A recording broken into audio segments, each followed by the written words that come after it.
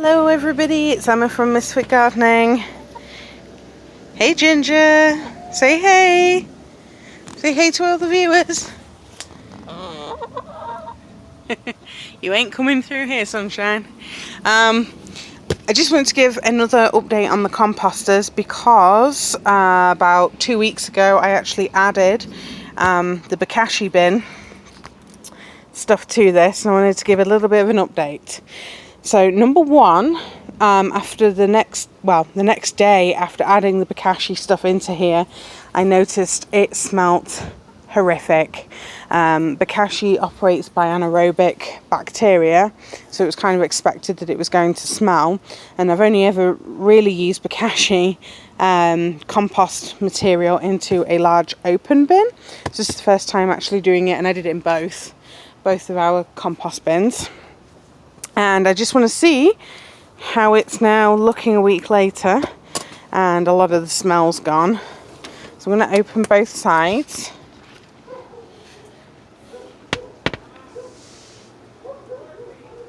Oh, you can hear my husband yelling at the dog inside. Alright,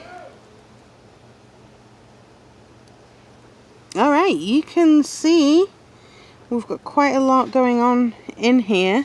There's lots of like white mold coming through, so that's a good sign. That shows that the fungus is there.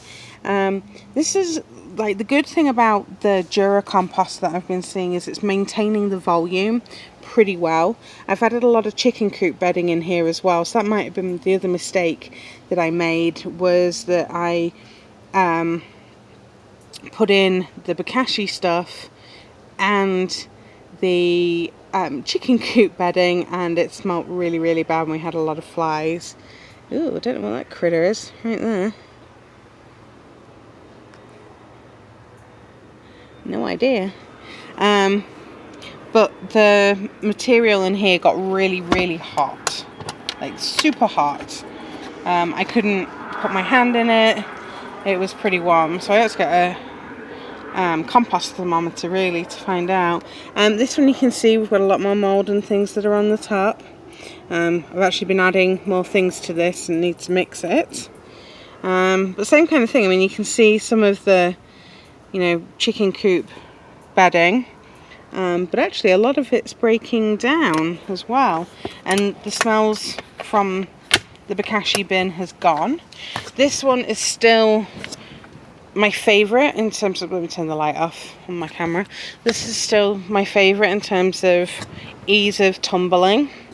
It's taller as well, so I'm not having to like bend down to try and push anything. I think it's also a good height to get a wheelbarrow underneath. But every couple of days I'm coming out and spinning this. I like to try and make it into a game, so I'll kind of hold the bottom of it down, and then I will spin it with one to see how many times I can get the door to go past. Whee! I know, I'm such a child occasionally. This guy, the Yimby, also smelt terrible. I've actually had to add quite a lot into here. Let me put the light back on. This one's dried out. It has not kept the moisture very well at all. I mean, this one's warm, but not as warm as the other one. It's a lot more cooler composting that's happening here. I mean, this one also smelled pretty bad as well, and this one isn't smelling anymore. But I did the same thing. I put the bedding from the chicken coop in here, and it's just, I don't know, I guess I find it just a little bit more, turn the light off again, difficult to push or to roll, and it kind of hurts your wrist, sort of, in the middle if you don't roll it properly. It does have them on the side, so I try and do it on the side sometimes. But these handhold things, I mean, you can tell they've had water sitting in them and then evaporated, which kind of annoys me really with this design. I get it.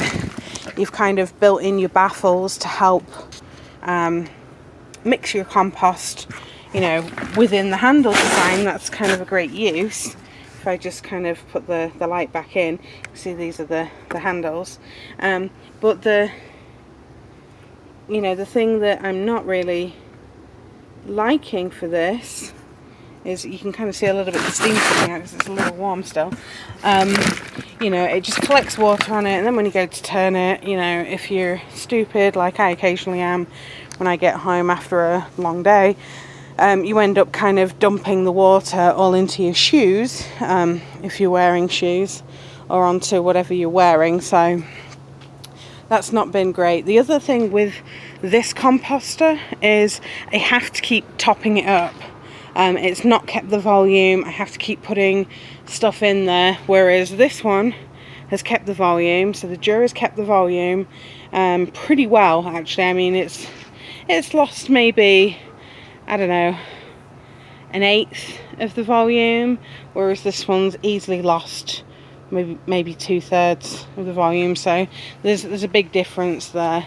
This one seems to be retaining the heat a lot better because of all the insulation things that it has in here. So I'm hoping probably in the next 4 weeks these should be done, which will be great because the garden beds and stuff are starting to have things pulled out ready for winter. So I've got to get everything sorted for my winter crops. So that's where we are with the composters.